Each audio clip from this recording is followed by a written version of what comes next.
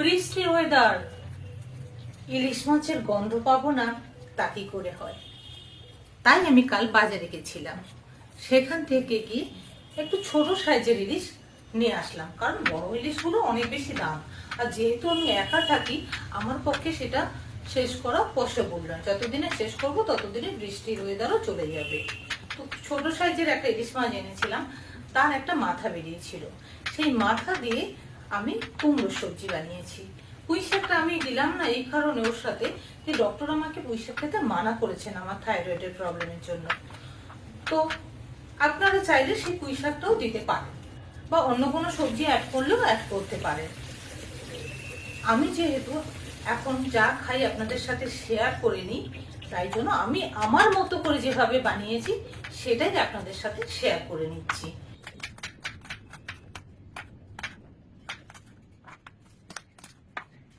প্রথমে ভালো করে কুমড়োর খোসাটা ছাড়িয়ে নেব, তারপর আলুর খোসাটাও ছাড়িয়ে নেব। এবার এটাকে পিস পিস করে কেটে নেব। আপনারা চাইলে এতে পুঁই শাক বা আলাদা অন্য কোনো সবজিও অ্যাড করতে পারেন, কোনো সমস্যা নেই।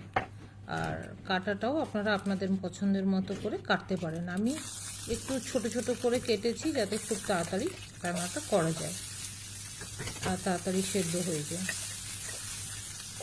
তো এটা গরম গরম ভাতের সাথেই ভালো লাগে, যে কোনো অবস্থাতেই খেতে পারেন, রাতে হোক দুপুরে হোক। তো ভালো করে এটাকে ধুয়ে নিলাম, ধুয়ে একটু জল ঝরিয়ে নেব। এবার পেঁয়াজটাকে কাটবো। পেঁয়াজটা একটু বেশি পরিমাণও দিতে পারেন, আমি যেহেতু অল্প সবজি একটা পেঁয়াজ নিয়েছি এখানে, আমি আমার মতো করে কেটে নিয়েছি। এবার গ্যাস জ্বালে ফ্রাইং প্যানটা গরম করব। গরম হয়ে গেছে, এর মধ্যে এবার এটাতে আপনারা রিফাইন তেলও দিতে পারেন, আবার সর্ষের তেলও দিতে পারেন। আমি একটু সাদা তেলে দিয়েছি, যেহেতু আমি সাদা তেলটা বেশি ইউজ করি। কালো জিরে, শুকনো লঙ্কা আর কাঁচা লঙ্কা ফোড়ন হিসেবে দিলাম। কালো জিরেটাই এখানে ভালো লাগে। আর কুচনো পেঁয়াজটা এর মধ্যে অ্যাড করলাম।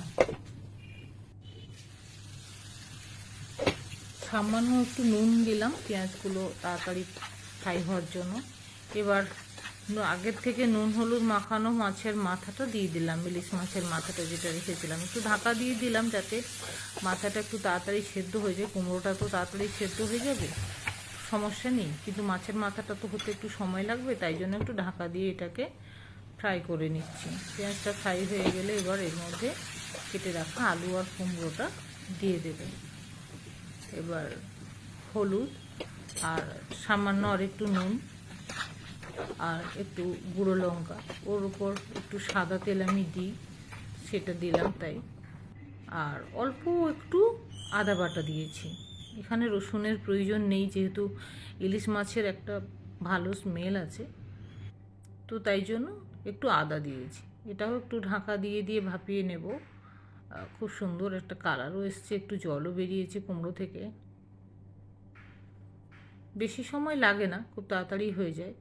একটু জিরে গুঁড়ো অল্প করে দিয়েছি, খুবই সামান্য দেবেন, খুব বেশি দেওয়ার দরকার নেই, কারণ এখানে মাছের মাথাটারই খুব ভালো স্মেল আসে। অল্প জল দিলাম, দিয়ে একটু ঢাকা দিয়ে সেদ্ধ করে নেব। এবার হয়ে গেল। এতে সামান্য একটুখানি এবার মিষ্টি দেব, কারণ কুমড়োটাতে কতটা মিষ্টি আছে সেটা তো জানেন। একটু মিষ্টি মিষ্টি হলে কুমড়োর তরকারিটা ভালো লাগে, একটু ঝাল ঝাল মিষ্টি মিষ্টিটাই ভালো লাগে। মোটামুটি হয়ে এসছে, একটু ঢাকা দিয়ে রাখলাম। এবার কি গরম গরম পরিবেশন করুন গরম ভাতের সাথে, দারুণ লাগে খেতে।